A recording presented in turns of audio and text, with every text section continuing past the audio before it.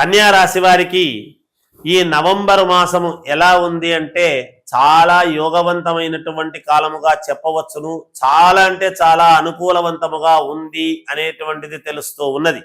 ఎప్పుడైతే ఏకాదశిలోకి అంటే ఏకాదశి అంటే మామూలుగా కర్కాటక లగ్నములోకి గురువు వచ్చినాడో మీకు కన్యా రాశి కాబట్టి కన్యా రాశికి 11వ స్థానంలోకి గురువు రావడం వల్లను అలాగే రాహు కేతువులు ఉండేటువంటి దాని వల్లను మిగతా గ్రహాలు ఉండేటువంటి పరిస్థితుల దృష్ట్యా చూసినప్పుడు మీకు అద్భుతమైనటువంటి కాలము ఈ కాలము అనేటువంటిది చెప్పవచ్చును.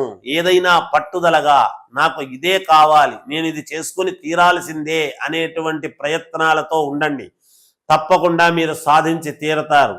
ఏదో ఇంతకాలం నుంచి కాంది ఇప్పుడు ఏమవుతుందిలే అని నిత్రాణ కానీ లేక అన్యమనస్కంగా కానీ మీరు చేశారు అంటే ఆ పని కాదు.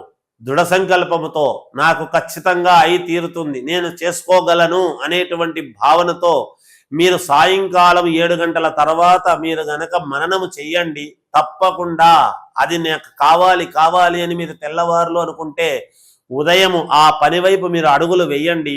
ఆ పని తప్పకుండా మీకు విజయము లభించి తీరుతుంది అనడానికి ఇది మంచి నిదర్శనము.